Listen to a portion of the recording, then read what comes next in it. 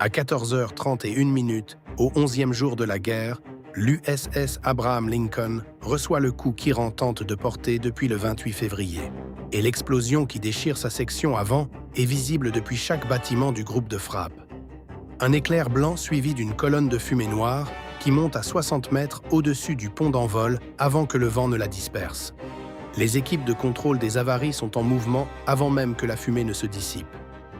L'alarme d'inondation retentit dans tous les compartiments avant à 14h31 et Et sur le pont d'envol, directement au-dessus du point d'impact, un FA-18F Super Hornet est positionné sur la catapulte, moteur en marche, pilote dans le cockpit, attendant le signal de lancement que l'officier du pont envoie à 14h32 et 11 secondes, 40 secondes après l'impact du missile, parce que le pont d'envol de l'Abraham Lincoln ne s'arrête jamais, parce que le commandant n'a jamais donné l'ordre d'interrompre les opérations, et le Super Hornet s'élance dans le ciel de l'après-midi au-dessus de la mer d'Arabie, comme si rien ne s'était produit.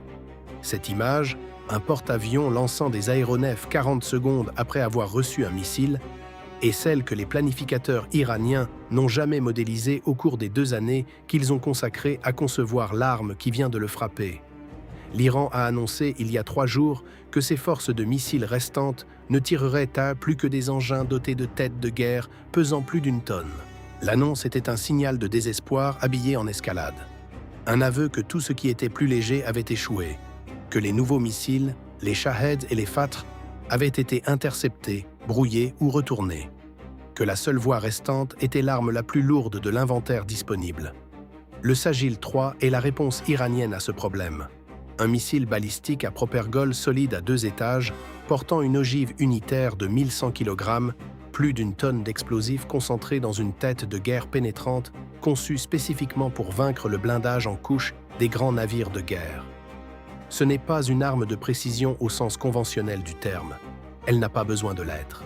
Une ogive de cette taille, détonnant contre la coque d'un porte-avions, n'a pas besoin d'être précise. Elle doit seulement arriver.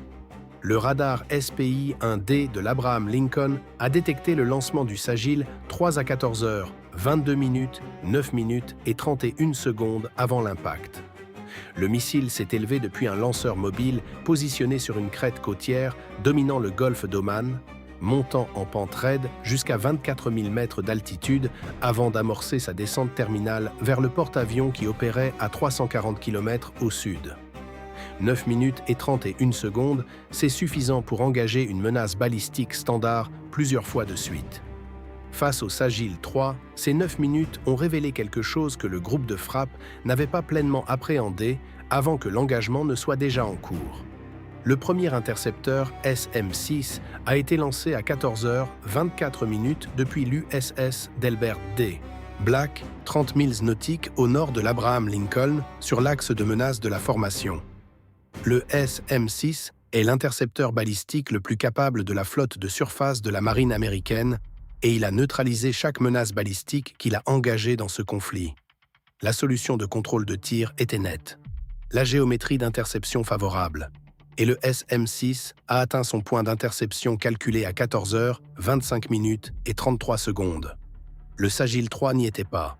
Le missile avait exécuté une manœuvre terminale, une correction de trajectoire dans sa phase de descente finale qui avait décalé sa trajectoire de 4,2 degrés, suffisamment pour invalider la solution d'interception dans les 3 secondes séparant le calcul de contrôle de tir de l'arrivée du SM-6 au point d'interception.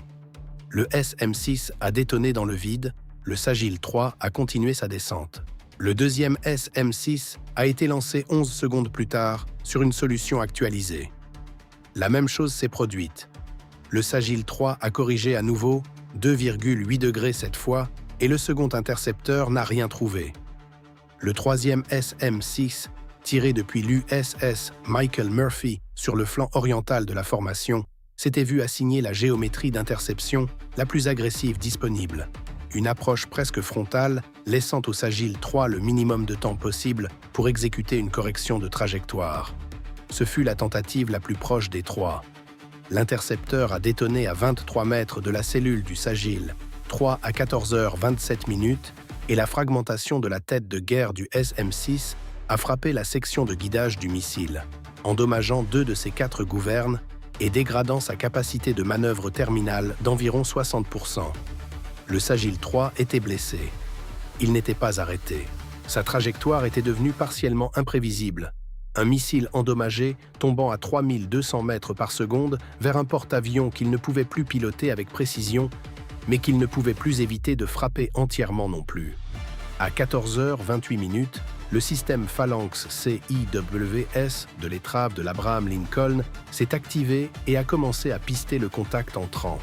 Face à un missile balistique en phase terminale, le Phalanx affronte le même problème mathématique qu'il rencontre contre toute menace hypersonique.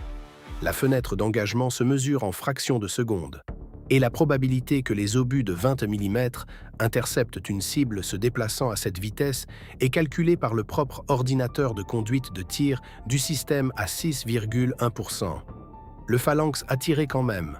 Les obus n'ont rien trouvé.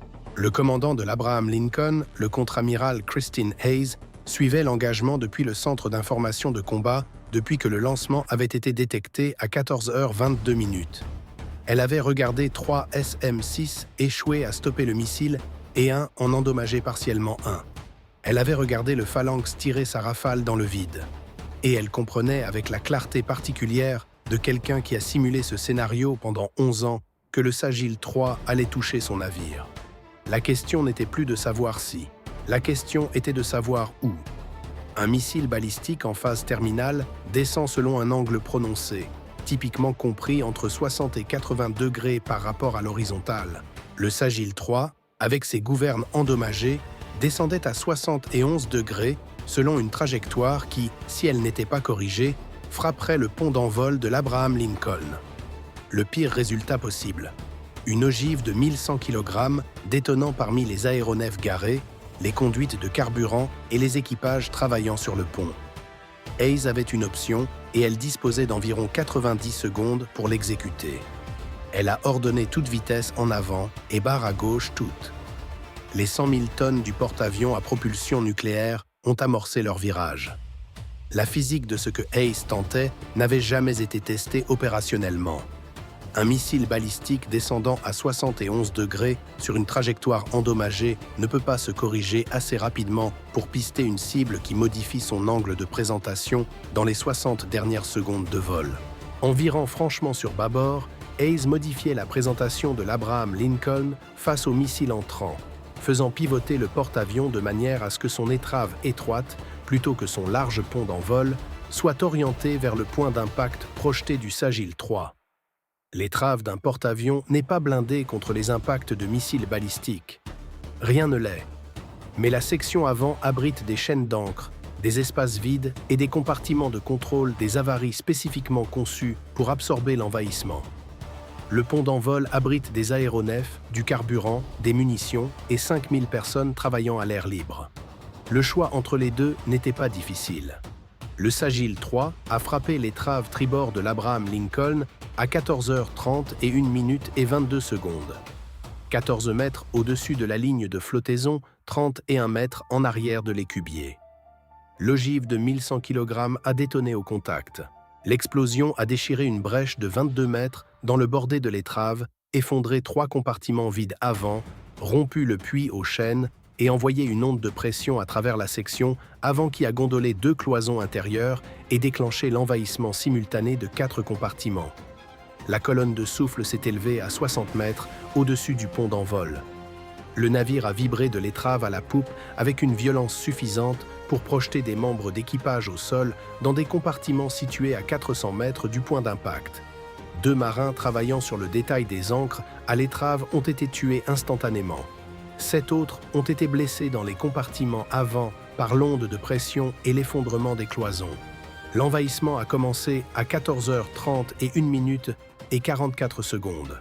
4 compartiments avant prenant l'eau simultanément, le système de contrôle des avaries enregistrant les brèches et activant automatiquement le contre-envahissement pour empêcher l'étrave de s'enfoncer. Les équipes de contrôle des avaries, 340 marins entraînés spécifiquement pour cela, progressaient dans la section avant dans les 90 secondes suivant l'impact, étayant les cloisons, fermant les portes étanches, luttant pour contenir l'envahissement dans les compartiments avant et l'empêcher de se propager vers l'arrière. L'Abraham Lincoln gîtait à 2,3 degrés sur tribord en raison de l'envahissement asymétrique. Sa vitesse était passée de 30 nœuds à 22 nœuds à mesure que l'envahissement augmentait la traînée sur l'étrave. Son pont d'envol était intact, sa propulsion était intacte, ses systèmes d'armes étaient intacts, son système de combat Aegis était intact. À 14h32 et 11 secondes, l'officier du pont a envoyé le signal de lancement OF A-18F positionné sur la catapulte avant.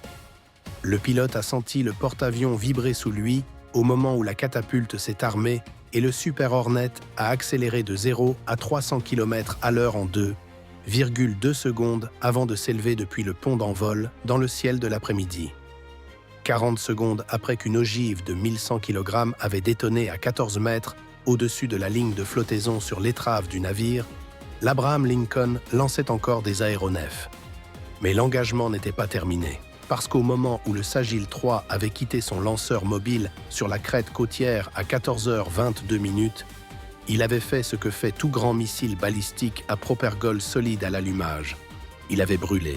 Le moteur à propergol solide à 2 étages d'un Sagil, 3 produits à l'allumage, un panache d'échappement atteignant des températures supérieures à 3000 degrés Celsius, visible par les capteurs infrarouges à des distances dépassant 800 km.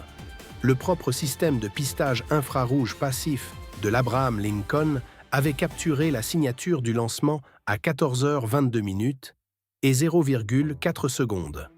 Les coordonnées précises du lanceur, l'azimut du tir et la traînée d'échappement du moteur du premier étage au moment de son extinction et de sa séparation à 14h22 et 31 secondes.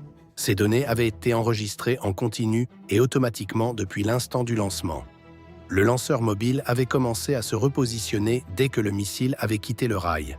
La doctrine iranienne pour les lanceurs balistiques mobiles est précise. Tirer et se déplacer immédiatement. Atteindre la position secondaire en moins de 8 minutes. Ne jamais rester au point de tir plus longtemps que nécessaire. L'équipage du lanceur avait répété cette séquence des centaines de fois. Il savait que les systèmes américains pouvaient remonter un tir jusqu'à son point d'origine. Ce qu'il n'avait pas pris en compte, c'est ce qui arrive à la signature thermique d'un moteur à propergol solide après extinction. Les gaz d'échappement refroidissent lentement, laissant une traînée thermique dans l'atmosphère au-dessus du point de lancement qui se dissipe sur environ 4 minutes et 40 secondes dans les conditions d'altitude et de température présentes au-dessus du golfe d'Oman cet après-midi-là. Pas une traînée de fumée visible à l'œil nu. Une traînée de gaz d'échappement en cours de refroidissement, visible pour les capteurs infrarouges passifs d'un aéronef volant en altitude avec le bon équipement. Les 2 F-A-18F Super Hornets, assurant la permanence de chasse à 8500 mètres d'altitude au nord-est de la formation, pistaient la signature de lancement du Sagil 3 depuis 14h22. Leur nacelle de désignation ATFLIR avait à verrouiller la traînée thermique dès l'instant où le missile avait franchi la crête côtière, et il l'avait suivi en continu tout au long des 9 minutes et 31 secondes de l'engagement, observant le lanceur se repositionner en temps réel, pistant son déplacement le long de la route côtière vers sa position secondaire à 6 km du point de tir, construisant une solution de ciblage qui se mettait à jour automatiquement à mesure que le véhicule se déplaçait. Au moment où le Sagil 3 frappait l'étrave de l'Abraham Lincoln à 14h31, les 2 Super Hornets disposaient d'une solution de ciblage précise à 4 mètres près sur un véhicule qui se trouvait à 4,7 km de sa position de tir initiale et se déplaçait à 35 km à l'heure vers une position secondaire qu'il n'allait jamais atteindre. À 14h33, 2 minutes et 11 secondes après l'impact du missile, le Super Hornet de tête a largué 2 bombes guidées GBU-30 et un JDAM depuis 8500 mètres d'altitude. Le GBU-31 est une bombe de 900 kg guidée par GPS avec un écart probable circulaire inférieur à 5 mètres. Les coordonnées de ciblage avaient été actualisées en continu jusqu'au moment du largage en utilisant les données de traînée thermique qui s'accumulaient depuis 11 minutes. La première bombe a frappé le véhicule lanceur à 14h34 et 22 secondes. 1 minute et 22 secondes avant que le véhicule n'atteigne sa position secondaire. La seconde bombe a frappé 3 secondes plus tard. Le lanceur, l'équipage et la capacité de l'Iran à tirer un autre Sagil 3 depuis cette position ont cessé d'exister à 14h, 34 minutes et 22 secondes. Dans le centre d'information de combat de l'Abraham Lincoln, le contre-amiral Hayes a reçu l'évaluation des dommages au combat à 14h, 36 minutes. Lanceur détruit. Position secondaire non atteinte. Elle a regardé le tableau de bord du contrôle des avaries. Envahissement contenu à 4 compartiments avant. Gîte stabilisé à 2,3 degrés. Vitesse 22 nœuds. Pont d'envol pleinement opérationnel. Tous les systèmes d'armes nominaux. 9 aéronefs avaient décollé du pont depuis l'impact du missile. 3 autres étaient en approche pour appontage. Elle a saisi le circuit vers la 5e flotte et a fait son rapport en 2 phrases. L'Abraham Lincoln a reçu un impact sur l'avant. Elle est opérationnelle et continue la mission. L'Iran a tiré son arme restante, la plus puissante contre le porte-avions le plus puissant du monde.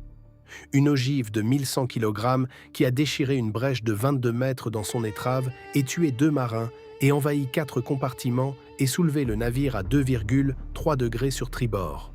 Et 40 secondes après l'impact, le pont d'envol lançait un autre aéronef. Et 2 minutes et 11 secondes après l'impact, les Super Hornets avaient retrouvé le lanceur qui l'avait tiré. Et 1 minute et 22 secondes après cela, le lanceur n'existait plus. L'Abraham Lincoln n'a jamais cessé de voler.